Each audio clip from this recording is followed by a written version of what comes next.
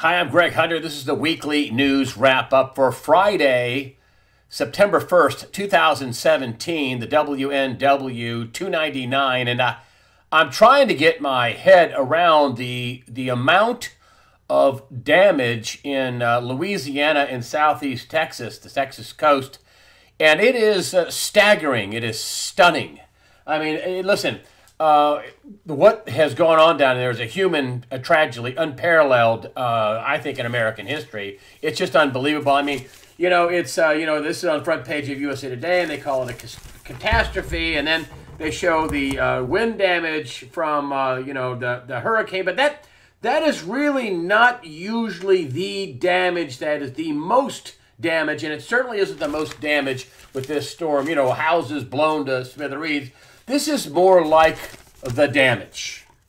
And I lived in Florida for a number of years, and what I always feared was not the wind. I mean, you could protect your house in wind and bolt it down, do all kinds of strapping inside, and have wind-resistant doors and panels in the windows, but you can't stop this water. And this is an unparalleled disaster, and I just wanted to talk to you about flooding. When you live in a coastal area, you have wind insurance and you have flood insurance, and hey, guess what? You don't get to use both of them. And in this case, this person's house got flooded, but unless they had flood insurance, they actually had a flood insurance policy. The insurance company providing wind insurance and fire insurance is going to say, "Hey, I'm sorry, you didn't buy a flood insurance policy." It is absolutely unbelievable, and we're just talking about one county. And I want to start with this, and I want to tell you how, if you think this is just going to affect just Houston and Beaumont and Port Arthur and Louisiana, you're wrong. This is an unparalleled disaster, and by the time this is finished, everyone in America is going to feel this in some way, shape, or form.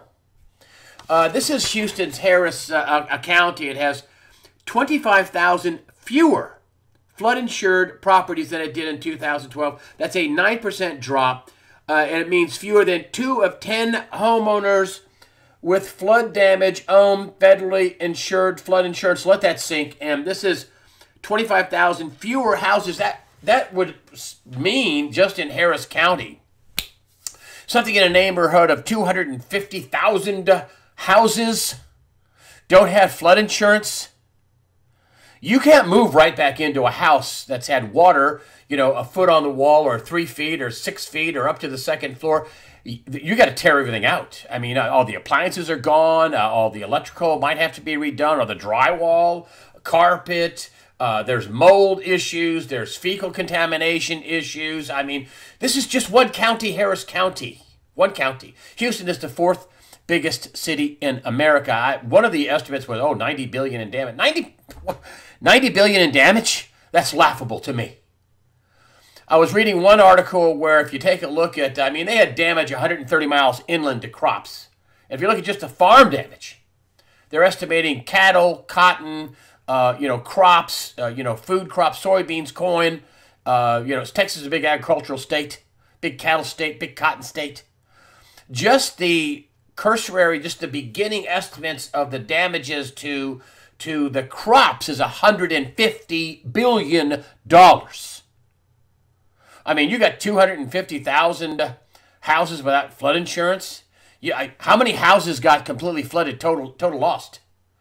You think that is going to stay with the homeowner? How many people own their own home? It would if they owned their own home, but you got a mortgage on a house where there's no flood insurance. You think you're going to keep paying for that house for the next 15, 20, 25 years? And it's a total loss? I mean, does anybody think that this house here is anything but just about a tear down, a bulldozer job, a total loss? Do you know what they're going to have to do to the inside of this house? This is like a foot off the inside of a roof. Look at the height of the water here. This is the top of the window here. This is 7, 8 feet of water in this house. This is probably, if you look at the step down there, that's probably 10, 15 feet of water. I don't know. You think this house, this looks like about a, $253,000, $400,000 house? Probably a 2 or 3 car garage on the side of it. You think people are going to keep paying for that? Do you think the banks are going to take a hit? with houses that don't have flood insurance? Oh, you betcha. You betcha. There's, the estimates. I just tried to do a cursory estimate by insurance company. It looks like 100,000 vehicles underwater. Most of those are going to be junked out, total lost. I'm sure some people will try to drain them and dry them out and try to resell them. That's going to be another huge fraud problem with cars that have been flooded, which never are right. The computers go underwater and they get rust in them and they never work and function correctly. But that's down the road. 100,000 cars, vehicles, motorcycles, transfer trucks, business trucks, tractor trailers. I figure about 100,000. Stunning. I used to live in Beaumont, Texas. Now, you heard all about the refineries in the Houston area, and there are vast refineries, and there's one down there that may explode, and the pipelines in and out of Houston, and there are many for oil and natural gas and fuels and all kinds of other stuff. I mean, they say that they could end up being damaged. They've released all kinds of hazardous chemicals into the air. Back to Beaumont, Texas. They talk about Beaumont being underwater. Well, if Beaumont's underwater, Port Arthur, Texas is underwater, and that's the home of Janis Joplin. But it's also the home of a lot of refineries there. Just a ton of refineries in Beaumont and Port Arthur, Texas. When I used to live down there, I used to always let the nasty gases out in the middle of the night. They've had to do that and by, unbelievable amounts of releases of hazardous gases. What is the health effect going to be from all these hazardous fumes and fuels and things that had to be emergency released out of these refineries? Who knows? This is just another story. It's a line out of a story. The closing of the massive Port Arthur Beaumont refineries exacerbates the effect on fuel prices. The S&P Global Partners says the shutdowns represent 3.2 million barrels a day, or 17% of total U.S. capacity. This is for refiner capacity. And it's not just oil. I mean, it's things like, petroleum products like a Seafoam or a gum-out carburetor cleaner. All good products, by the way. Or, there's, motor oil. It's unbelievable amounts of products are refined and move through that area and look at all the oil rigs offshore. They all shut down. I mean, the Katrina was $175 billion. This is going to be 2 or 3 times that, folks. This is unbelievable. This is going to be 3, 4. I wouldn't be surprised if it's $500 billion before it's all over, or maybe more. And the ripple effect. People who work at car dealers that are underwater, they're not making money. People who work in fast food restaurants or clothing stores or manufacturing that's flooding, or people just can't get around because of all the flooding, or the facilities are all damaged. And and this is just a fact I want to bring up, and I brought this up a while ago, but just think about the people that are going to be affected that are going to stop making payments. And this is the 4th largest city, just Houston. Now forget about Beaumont and Port Arthur and Louisiana and all that, just Houston. 4th biggest city in America. Almost 8 out of 10 American workers say they live paycheck to paycheck to make ends meet, according to a new survey from Career Builder. Almost 8 out of 10. I think 78% is the number. 8 out of 10 don't have any savings, don't have any money, don't have any. Can you imagine the effect this is going to have on the tax base in Houston and Port Arthur and Beaumont and in counties in Louisiana? And surrounding areas of Harris County. It's not just Harris County in Houston. Can you imagine what's going to happen to state and local governments? I mean, what is it costing up in Dallas? $100,000 a day to house, basically the American refugee. And I have no problem with American refugees. I do have a problem with illegal aliens getting money. I do have a problem with refugees getting money before our citizens. This is what our money should be spent on, by the way. I just want to make sure that's perfectly clear. Our own needy, deserving citizens of the United States of America. Yes, America first. And I don't care what color or nationality or what they are. If you're a citizen of the United States, you should be helped first. So I don't have any qualms about helping people in a national disaster. I'm just saying the amount of this disaster will be rippled out throughout America. Can you imagine the losses Bank of America affiliates are going to have down there? Can you imagine the losses of Wells Fargo? I mean, they're already committing massive amounts of fraud. They disclosed all this again in their 10K. And my personal read on that is you don't commit that kind of fraud against your own customers. Millions and millions of rip-offs of your own customers and creation of accounts unless you're capital impaired. But I digress. The banks are going to take a hit on this. People are going to stop paying for boats. People are going to stop paying for cars. People are going to stop paying their business loans. People are going to stop paying for their flooded houses they didn't buy flood insurance for. The ripple effect is unbelievable, is stunning to me.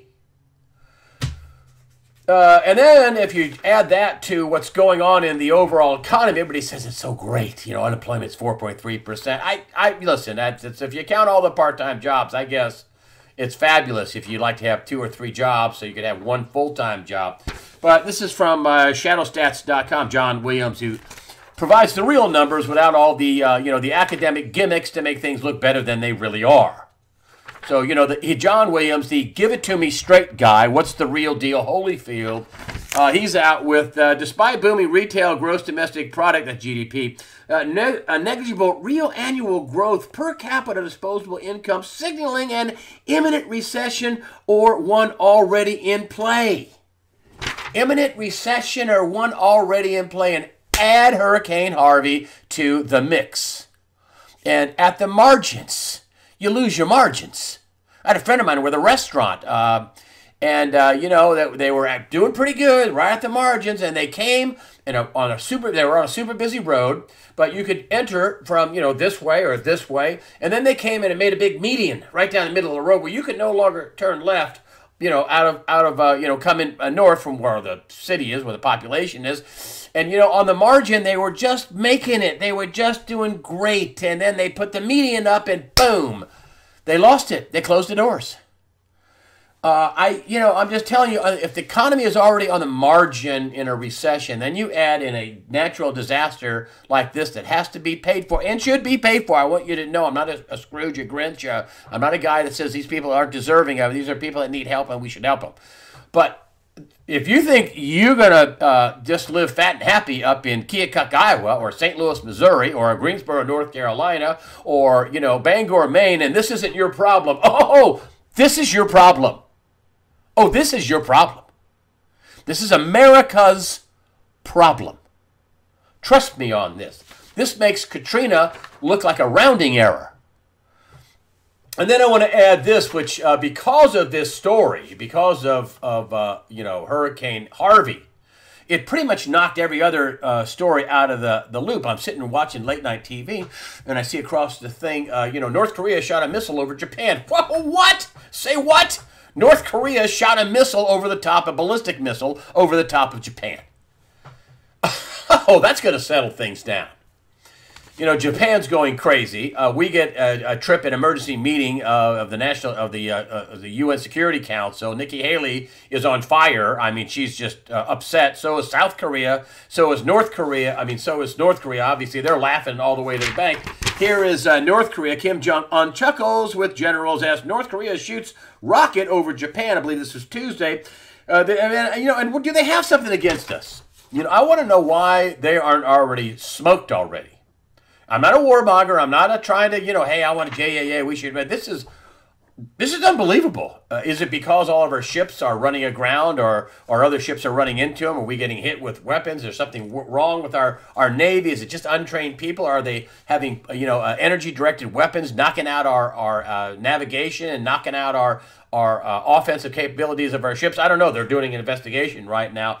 But this was a real story, folks. And do they have something over the United States? Why are they so confident? It says, this is from the Washington Times. This is May of 17. North Korea may be planning satellite EMP attack.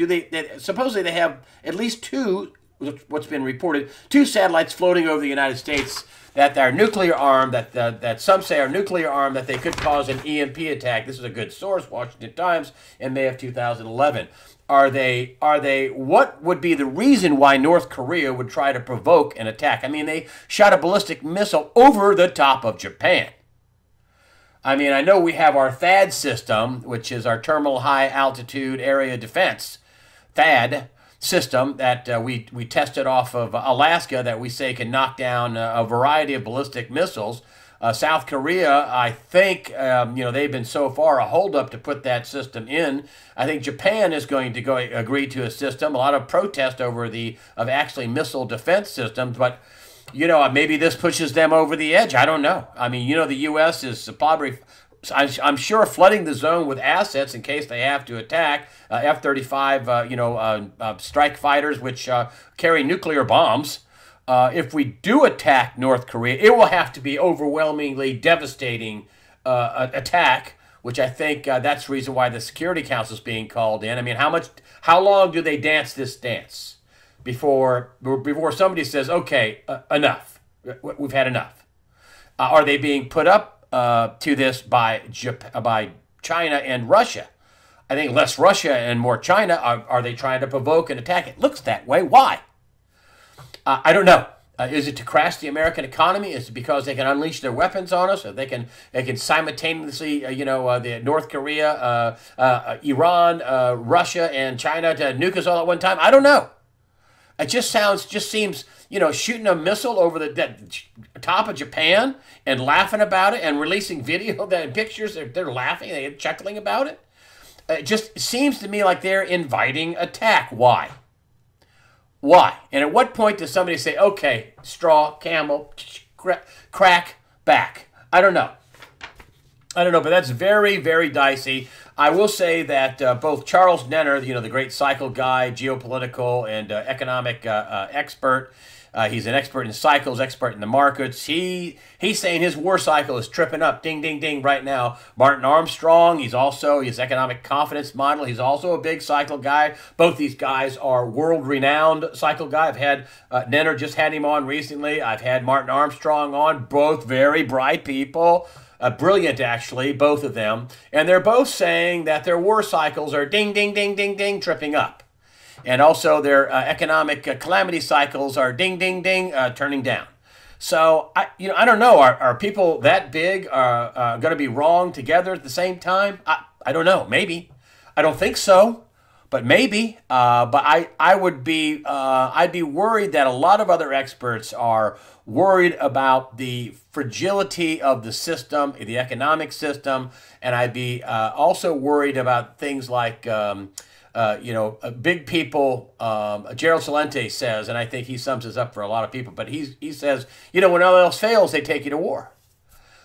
Are they trying to do that? Is one going to break out? Is somebody going to make a mistake? Are they going to do it on purpose? I don't know. Is the economic system fragile? Yes, you betcha. Are they going to get the debt ceiling raised? Everybody says, oh, yeah, it's going to get raised. But people like Jeffrey Gundlach and people like Ray Dalio, one of the biggest hedge fund managers in the world, the biggest, I believe, Bridgewater, is not so sure. Telling people to buy gold. Is he talking his book? I don't know. Would he get out there and embarrass himself, to the world by telling people he's worried about the debt ceiling and maybe he should buy some gold? I don't know. But at any rate, we live in some bizarro, interesting times, and we just have we can't take another big calamity. The markets will not take another big calamity. And things are very, very fragile, I think, at the moment. And a lot of people are a bit edgy. And then you have this, had a Freedom of Information Act by somebody wanting to basically get the lawyers that handled the Clinton emails disbarred. But, here's this headline. The headline is, FBI says lack of public interest in Hillary emails justifies withholding documents. This was a FOIA request. And now again, the FBI is protecting Hillary Clinton. Again, I mean, we all know that Comey gave immunity to 5, 6 people, took their hard drives, destroyed their hard drives, and then never prosecuted them. We know that Hillary Clinton had an unprotected server. We know that she had she destroyed 33,000 emails while they were being subpoenaed. But anyway, the FBI, again, is for some reason, in this Freedom of Information Act, a FOIA, says the public interest. Says that lack of public interest in Hillary emails justifies withholding documents. That's not the FBI's purview. That's editorial. That's not going to stand. They're not going to be able to say, go away. We don't think there's enough public interest. That ain't going to stand. They're going to have to cough up the documents. The truth is going to come out on this. And I still don't think that she is out of the woods. Jeff Sessions has been very quiet. Now, a lot of people think Jeff Sessions isn't doing anything. I beg to differ. I just wonder if Trump was saying the things about Jeff Sessions as a smokescreen, saying that, I wouldn't have hired him if he was going to recuse himself. I don't know. I can't imagine somebody like Donald Trump, who's very cunning. I mean, you got to be president of the United States, and not just by luck. I mean, there were people working against him, the mainstream media, the DNC, the RNC, and there are a lot of people working against Donald Trump. And he still became president.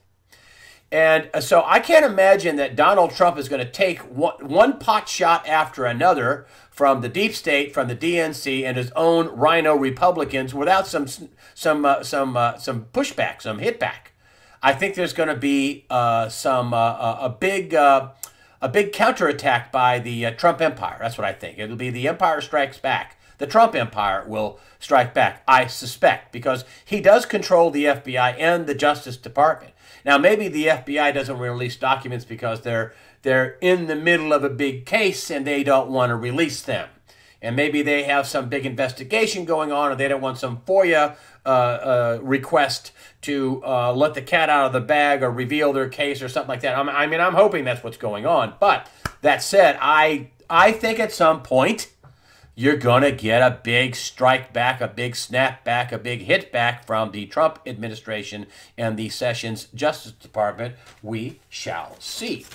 Here is this Trump continues to march towards division. It's about him basically pardoning Joe Arpaio. This is my local liberal, lefty, wackadoodle, fact-resistant Susan Ladd.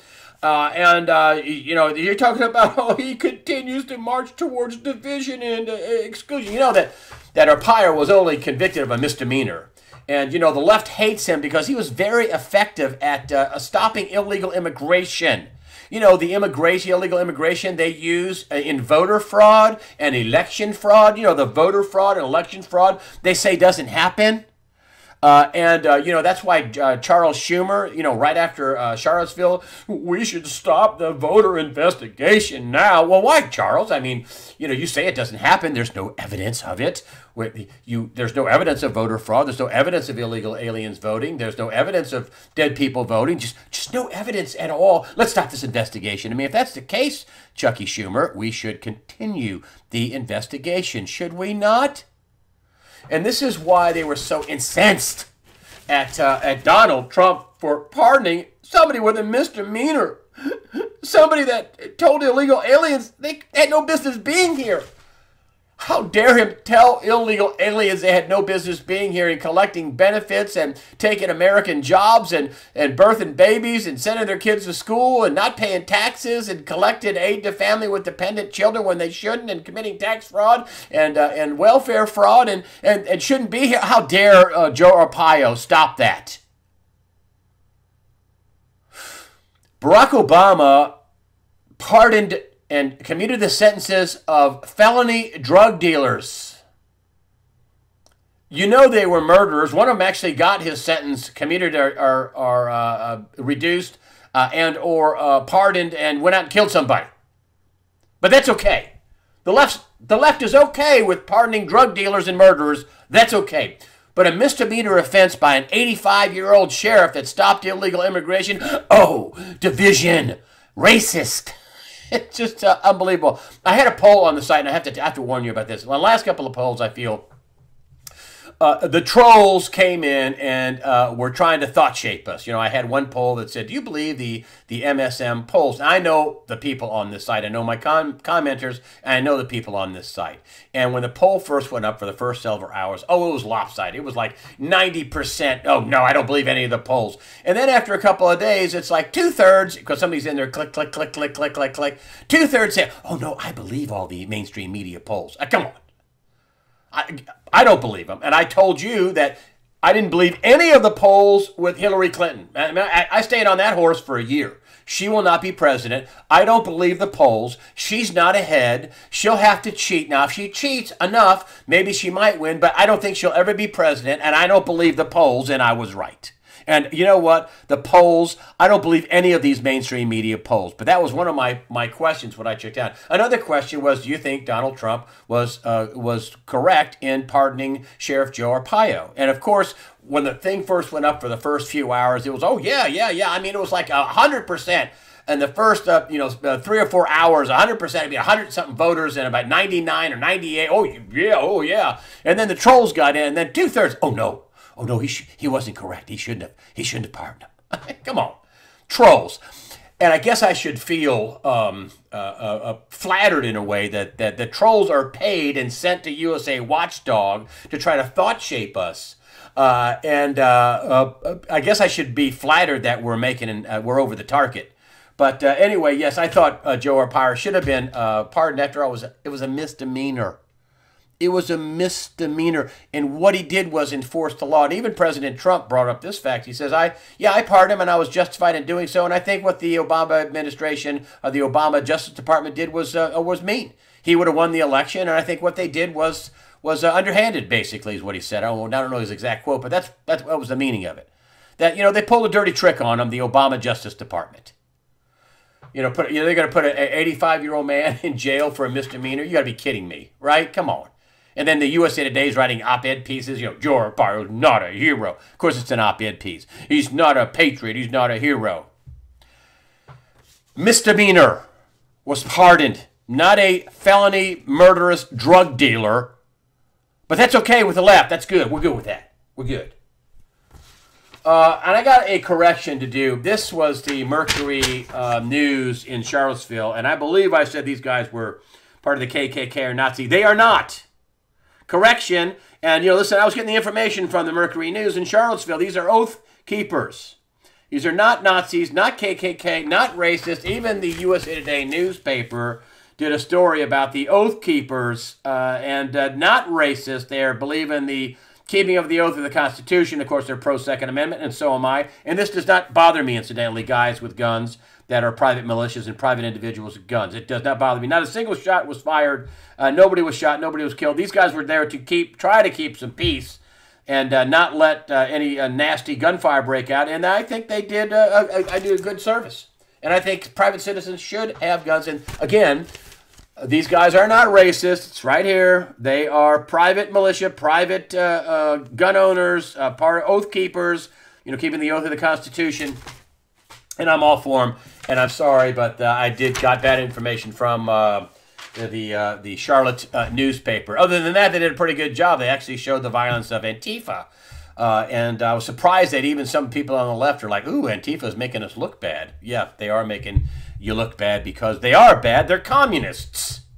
They're anti-fascist communists that wanted a dictator in the 1930s Germany, and they are evil, and they're just as evil as the KKK. Yes, and they're paid for by George Soros. But anyway, I digress. Thank you for supporting USAWatchdog.com. Thank you for your comments. I got some of the smartest people on the internet. Thank you for your donations. That helps us out. And remember, fear not. Prepare yourself mentally, physically, above all, spiritually. Fear not God the Father and His Son, Jesus Christ, who has all power in heaven and on earth. Matthew 28:18. Read it. All power in heaven and on earth. Fear not. God the Father and His Son, Jesus Christ, are in charge. Thanks for supporting USAW.